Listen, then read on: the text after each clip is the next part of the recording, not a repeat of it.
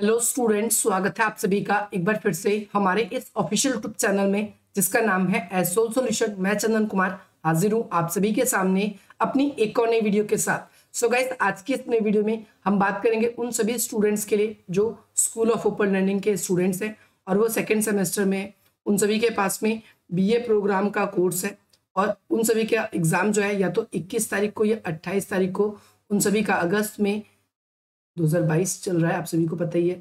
अगस्त में 2022 में आप सभी का हिस्ट्री का एग्जाम है। तो आज की नई वीडियो आप सभी के लिए मोस्ट इंपॉर्टेंट रहने वाली है। आज हम बात करेंगे उन सभी स्टूडेंट्स के लिए, चाहे आपके पास में डिसिप्लिन 1 में या 2 में, आप सभी के पास में हिस्ट्री का सब्जेक्ट है तो इंपॉर्टेंट वीडियो है।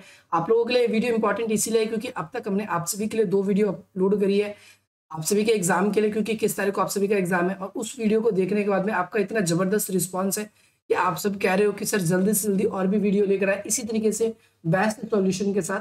तो हमने अब तक क्या क्या डिस्कस कर लिया, पहली यूनिट पूरी तरीके से हमने डिस्कस कर ली और इसका गुप्त काल का एक हमने इंपॉर्टेंट टॉपिक जो है हमारा, हमने वो भी आप सभी के सामने डिस्कस कर लिया। आज हम बात करेंगे इन गुप्त काल के समाज के बारे में। किसके बारे में? गुप्त काल के समाज के बारे में। प्रशासनिक व्यवस्था डिस्कस होगी, समाज हम इसके बारे में बात करेंगे और धर्म इसके बारे में बात करेंगे।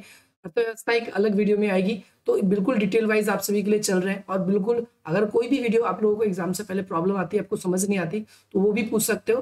कुछ स्टूडेंट्स का डाउट है कि साहित्यिक स्रोत में जो पुरातात्विक वाला पोर्शन है उसमें थोड़ा कंफ्यूजन है, तो वो भी जल्दी आप सभी के लिए मिल जाएगा आप सभी को। चलिए स्टार्ट करते हैं आज की अपनी इस वीडियो को। हम इसमें गुप्त काल की पूरी सामाजिक व्यवस्था बात करेंगे। इससे पहले हमने गुप्त काल की आप सभी की जो है, गुप्त काल के अंदर आप सभी के लिए कुछ वेरियस बातें कर ली थी, जिसमें गुप्त साम्राज्य का पूरा स्थापना कैसे हुआ, कैसे कौन कौन से शासन आए, इस सारी की सारी हमने डिटेल वाइज यहाँ से बात करनी शुरू कर दी थी।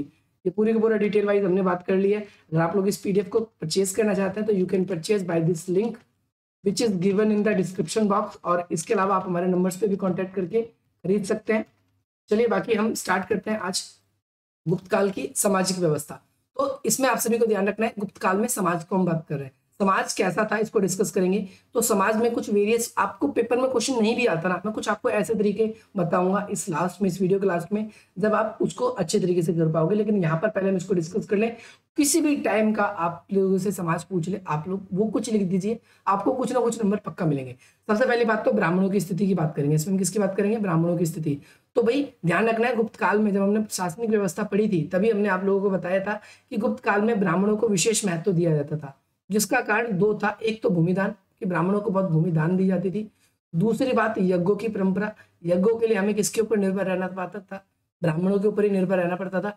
इस वजह से जो है ब्राह्मणों के ऊपर आप सभी को ध्यान रखना है कि यज्ञों की व्यवस्था के कारण ब्राह्मणों की स्थिति बहुत ज्यादा मजबूत थी। ब्राह्मणों को गांव में कई बार भूमि को अनुदान मिलता था, जिससे ब्राह्मणों की स्थिति कैसी थी? बहुत ज्यादा मजबूत स्थिति हो गई थी। साथ ही इन अनुदानों को जब ब्राह्मण प्राप्त कर लेते थे तो उन्होंने क्या किया था? अब आपको पता ही है, अगर आपको कुछ तारीफ करने से आपको पूरा का पूरा गांव मिल रहा है दान में, तो आप क्या करोगे? राजाओं की तारीफ करोगे। तो ये यही करते थे, ये राजाओं को बड़ी बड़ी उपाधियां दिया करते थे। ब्राह्मण बहुत तेज थे ब्राह्मण, तो उस समय क्या करते थे? राजाओं को बड़ी बड़ी उपाधियां दिया करते थे और बदले में राजा खुश होकर इन्हें क्या करते थे? गुप्त राजा इन्हें, देखो गुप्त में हमने बताया था कि गुप्त जो थे वो क्षत्रिय वंश के नहीं थे, वो वैश्य वंश के थे, वैश्य कुल के थे। परंतु फिर भी ब्राह्मणों ने सबसे अच्छा क्या बताया? उन्हें क्षत्रिय बताया। और इसके बाद में ब्राह्मणों को इन राजाओं ने बहुत ज्यादा भूमि दान दी। अब आप बोलोगे गुप्त को इन्होंने क्षत्रिय क्यों बताया? मैं आपको बता दूं, मैंने आपको पढ़ाया था तो उसमें बताया था कि चंद्रगुप्त जो प्रथम थे उनकी शादी जो है नेपाल की महारानी लिच्छवी महारानी स्थान था वहां की महारानी से किया था, जिससे उन्होंने अपना कुल ही बदल लिया था। तो जब मूल रूप से अगर हम देखें तो जो गुप्त थे वो वैश्य थे, परंतु ब्राह्मणों ने इन्हें क्षत्रिय बताया और गुप्त राजा जो थे वो खुश हो गए और उनको बड़ी बड़ी क्या करते थे? भूमियों को दान देते थे। ब्राह्मणों ने गुप्त राजाओं को देवताओं के समान अलंकित किया, यानी देवताओं के समान बताया है। आप सभी को ध्यान रखना है।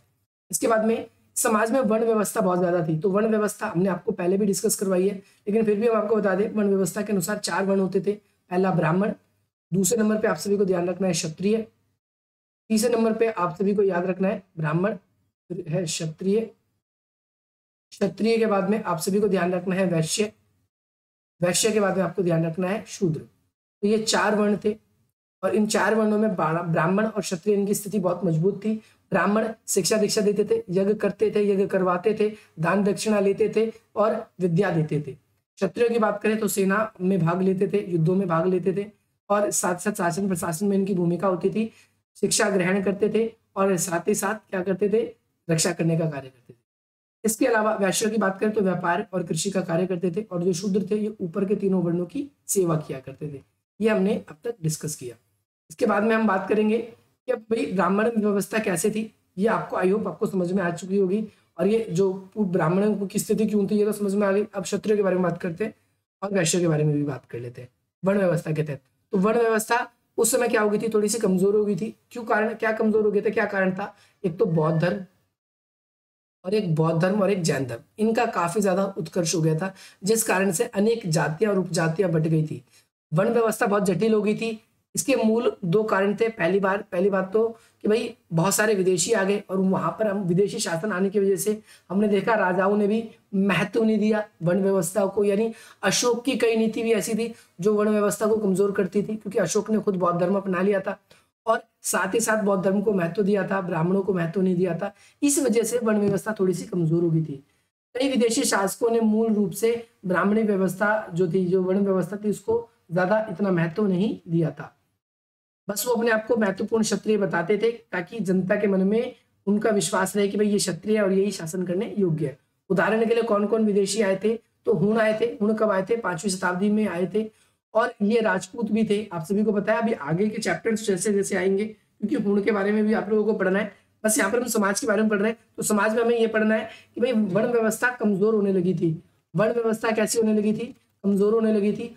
और इस समय के कुछ सरदार थे, और ध्यान रखना है समाज में क्या थे, कुछ सरदार भी हुआ करते थे। सरदार क्या थे?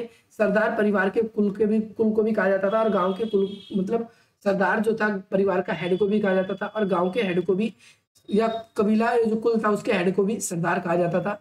लोगों की स्थिति धीरे धीरे मजबूत होती गई और उच्च कुल के लोग के साथ में अगर हम देखें, जो उच्च कुल के लोग थे वो बहुत ज्यादा भेदभाव करते थे जाति व्यवस्था के कारण।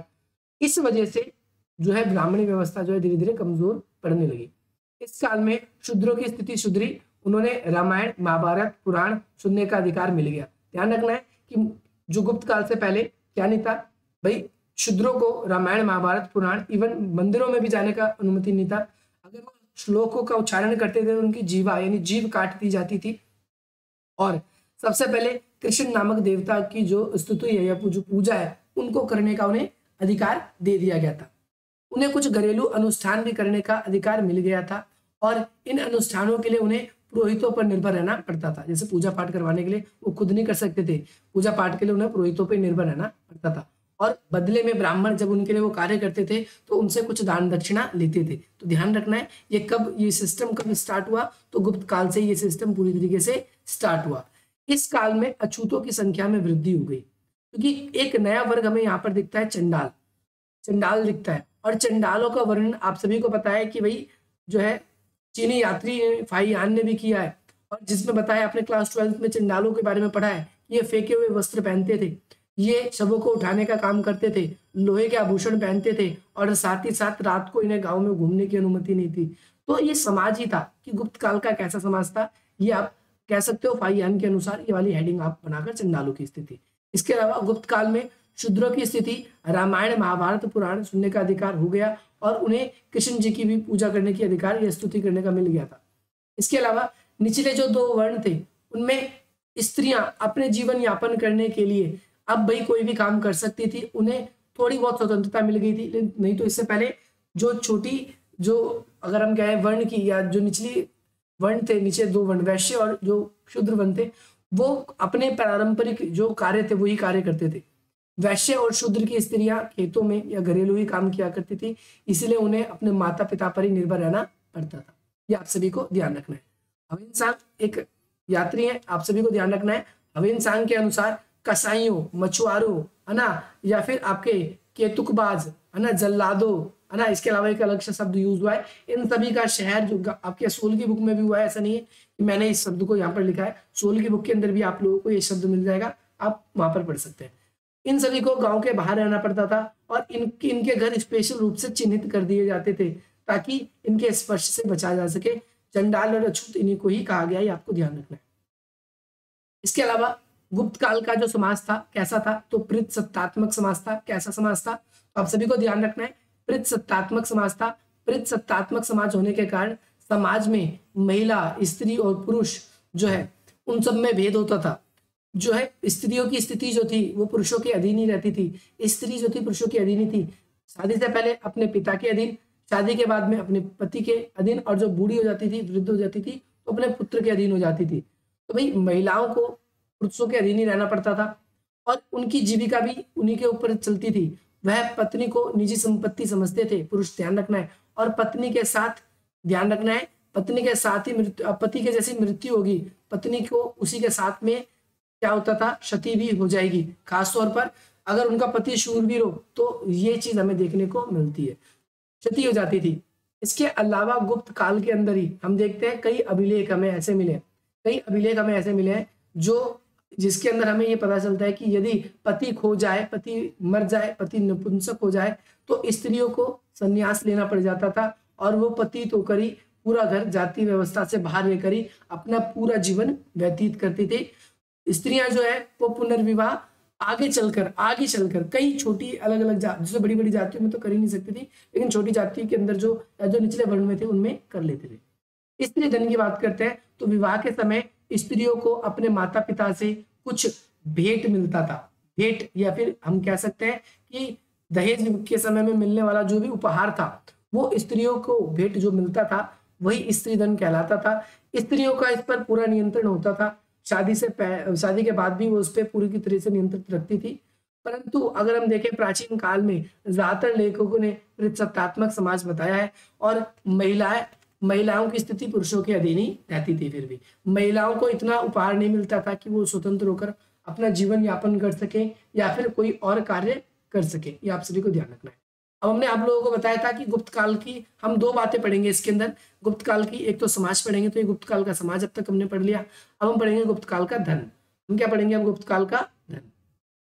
अगर आप लोगों ने ये एनसी वेब का पेपर का एनालिसिस नहीं देखा है अब तक तो आप आई बटन पे क्लिक करके देख सकते हैं। बाकी आप सभी के लिए प्लेलिस्ट बना दी गई है, प्लेलिस्ट का लिंक डिस्क्रिप्शन बॉक्स में। आप एक एक करके सारे के सारी वीडियोस को देख सकते हैं। उसके अंदर आप लोगों के एग्जाम्स के लिए जितने भी इंपॉर्टेंट वीडियोस है वो अलग से प्लेलिस्ट में हाईलाइट है। गुप्तकालीन धार्मिक व्यवस्था। अब हम गुप्तकालीन धार्मिक व्यवस्था की बात करेंगे क्योंकि समाज और धर्म एक साथ ही पेपर में ज्यादातर पूछा जाता है। तो गुप्त काल के दौरान ब्राह्मणी व्यवस्था के बाद में अगर हम बात करें जैन धर्म प्रमुख धर्म माना गया। ध्यान रखना, गुप्त काल में जैन धर्म प्रमुख धर्म माना गया जो कि मौर्य के समकालीन थे और इन पे भी कुछ न कुछ इनका प्रभाव था देखने को मिलता है। इसके अलावा हम बात करें तो विशेष रूप से बौद्ध धर्म को गुप्त काल के राजाओं का संरक्षण प्राप्त नहीं था। ध्यान रखना है, बौद्ध धर्म को गुप्त काल के राजाओं का संरक्षण प्राप्त नहीं था। वहीं बात करें मौर्य काल के अंदर तो अशोक एक ऐसा शासक था जिसने खुद बुद्ध धर्म को भी अपनाया था और बौद्ध धर्म के प्रचार के लिए बहुत सारे काम भी किए थे। लेकिन गुप्त काल में राजाओं ने बौद्ध धर्म को संरक्षण प्रदान नहीं किया, ब्राह्मणों को महत्व देते थे। और बौद्ध धर्म जो अशोक थे है ना, अशोक के जो भी कनिष्ठ शासन काल में जितने ज्यादा लोकप्रिय अनुष्ठान वगैरह थे वो सब स्तूप वगैरह थे। उन सभी विहारों का निर्माण जो है अशोक के काल में लगातार हो रहा था। नालंदा विश्वविद्यालय बौद्ध धर्म का केंद्र बन गया था। इनमें से भी कई राजा थे, इन्होंने इतना महत्व तो नहीं दिया लेकिन बट फिर भी इनका जो धर्म जिस हिसाब से बौद्ध दमन भी नहीं किया। हम ये भी कह सकते हैं कि भाई जो गुप्त काल के राजा थे उन्होंने बौद्ध धर्म का दमन भी नहीं किया, बौद्ध धर्म के प्रचार प्रसार की बात नहीं करी। तो एक नया धर्म गुप्त काल के अंदर आया जिसे बोलते हैं भागवत संप्रदाय। ध्यान रखना है, भागवत संप्रदाय का उदय हुआ इस काल में हुआ। वैदिक काल में विष्णु को गौण देवता माना गया है। वैदिक काल में सबसे महत्वपूर्ण देवता इंद्र को माना गया है, सूर्य को माना गया है, वरुण को माना गया है, ठीक है, इन सबको माना गया है। तो जो है विष्णु को गौण देवता माना गया है और जो भागवत को सूर्य का किसका प्रतीक माना गया है, सूर्य का प्रतीक माना जाता है। और नारायण देवता से अलग होकर इनकी नारायण जो है मुख्य रूप से अवैदिक जनजाति के देवता है। अवैदिक जनजाति के क्या है ये देवता है, आप सभी को याद रखना है। इसके बाद में भागवत और नारायण दोनों ही विष्णु के अवतार है और गुप्त काल में इनकी पूजा जो है वो स्टार्टिंग हुई। विष्णु भक्ति का एक महत्वपूर्ण रूप हमें ये दिखाई देता है और ये विष्णु भक्ति जो है गुप्त काल में काफी ज्यादा भारत के अंदर पश्चिमी भाग में भारत में फैल गई। गुजरात, राजस्थान, पश्चिमी या इसके अलावा जो उत्तर प्रदेश का पश्चिमी हिस्सा है वहां पर उन्हें वासुदेव के रूप में अर्थात कृष्ण के रूप में इन्हें पूजा जाने लगा। और कृष्ण को विष्णु से अलग करके दिखाने के लिए कई मतलब विष्णु जी के ही अवतार थे, उनके लिए महाकाव्य की रचना हुई, जिसमें महाभारत की बात हुई है तो कृष्ण जी विष्णु के ही अवतार, परंतु उनको अलग दिखाने के लिए एक महाकाव्य की रचना हुई। और आपको हमने बताया था स्टार्टिंग में भी कि महाभारत की रचना किस काल में हुई थी, तो महाभारत की रचना गुप्त काल में हुई। आगे चलकर जो है वैष्णव संप्रदाय भी इसके अंदर शामिल हो गया। नारायण, कृष्ण और भागवत तीनों मिलकर भागवत संप्रदाय के बन गए। इन्होंने एक तो बहुत ज्यादा भक्ति करी और ये अहिंसा के पुजारी थे, ये अहिंसा की बात करते थे ये। इसके अलावा भक्त की बात करें तो भक्त के लिए प्रेम और निष्ठावान जीवन जीने की बात होती है। भक्ति करने भागवत धर्म को मानने वाले लोग दो ही बातों का अनुसरण करते थे, एक भक्ति कि भाई कृष्ण की भक्ति में, विष्णु की भक्ति में बिल्कुल लीन हो जाए, और बिल्कुल इस तरीके से लीन हो जाए कि भाई अपने आप को वो उनका अनुज समझ ले, अपना छोटा भाई समझ ले, ठीक है, और वो उनके जैसे बताए हुए रास्ते हैं उनके वैसे बताए हुए रास्तों पर ही चलेंगे। इसके लिए अहिंसा का मतलब है किसी भी जीव की हत्या ना करना और लोगों को शाकाहारी बन जाना। ध्यान रखना है, लोगों के शाकाहारी बनने की बात करी थी। विष्णु की प्रतिमा की पूजा करते थे, जिसमें से वह जौ और तिल भी उस समय वो क्या करते थे, चढ़ाते थे। कृष्ण ने भागवत गीता की रचना की है, ऐसा कहा गया है। कृष्ण ने किसकी रचना करी है? भागवत गीता की, क्योंकि कृष्ण के द्वारा जो जो श्लोक कहे गए है ना, अपवित्र स्त्रियां, वैश्य, शूद्र भी उनके शरण में आ सकते हैं। आप लोगों को बताया कि कृष्ण जी की भक्ति करने का अधिकार महिलाओं को भी और साथ ही साथ शूद्र और वैश्यों को भी इसी काल में मिला। इस वजह से इन्हें कृष्ण जी को पूजने का अधिकार भी मिल गया, क्योंकि पिछली वीडियो में भी आपको मैंने ये बताया था। और आपको ध्यान रखना है कि 6ठी शताब्दी आते आते शिव, विष्णु, ब्राह्मण त्रिदेव हो गए, 3 देवता आगे चलकर ये बन जाते हैं। इसके अलावा आपको ये भी ध्यान रखना है, गुप्त वंश के कुछ राजा शिव के उपासक थे, जो कि जो है संहार, प्रलभ देवता, उनको काफी ज्यादा मानते थे। लेकिन शिव का उत्कर्ष बाद में हुआ और शिव को उतना महत्व उस समय तो नहीं मिला गया, क्योंकि समाज में ज्यादा, क्योंकि नए देवता थे उस समय शिव, तो उतना ज्यादा इनको महत्व उस समय नहीं मिला था। समाज के ज्यादातर लोग नहीं पूछते थे इनको। इसके अलावा गुप्त काल में साउथ में इनका महत्व था। ध्यान रखना शिव का कहाँ पर, साउथ में महत्व था। तो गुप्त काल की जो मूर्ति पूजा थी एक खास हिस्सा बन गई थी मूर्ति पूजा, और विभिन्न वर्ग के लोग कृषि से संबंधित त्योहार भी मनाते थे। जैसे कृषि से संबंधित कोई भी त्योहार की बात हो जाए तो वो त्योहार भी मनाया करते थे। इसके अलावा गुप्त काल के प्रशासनिक गतिविधियां भी हमें जैन धर्म और बौद्ध धर्म के अनुयायी के उदाहरण हमें मिलते हैं। यानी कई बंदे ऐसे भी थे गुप्त काल के अंदर, कई ऐसे भी लोग थे जो जैन धर्म और बौद्ध धर्म को भी उन्होंने क्या किया था, किसी धर्म का दमन नहीं किया था, जैसा कि मैंने आप लोगों को स्टार्टिंग में कहा। और ये क्वेश्चन आप लोगों के लिए अलग से ही आएगा, गुप्त काल की कला का वर्णन करें। गुप्त काल की कला, यहाँ पर देख सकते हो आप, कला और साहित्य। कला और साहित्य अगर आपसे पूछा जाए पेपर में, आपसे कला और साहित्य पूछा जाए, ये 2 क्वेश्चन एक साथ बनेंगे आपके, कला और साहित्य, तो ये आप लोगों के लिए अलग है। तो ये हम अपनी अलग वीडियो में डिस्कस करेंगे कला और साहित्य को। वैसे ये ज्यादा बड़ा नहीं है, लेकिन आप मुझे कमेंट करके जरूर बताना कि आपको ये वीडियो कैसी लगी, और आप लोगों को ये वीडियो पसंद आए तो कृपया इस वीडियो को लाइक करें, अधिक से अधिक मित्रों तक शेयर करें और हमारे इस चैनल को सब्सक्राइब करें। बाकी मिलते हैं हम आप सभी से अपनी अगली वीडियो में। जय हिंद, जय भारत।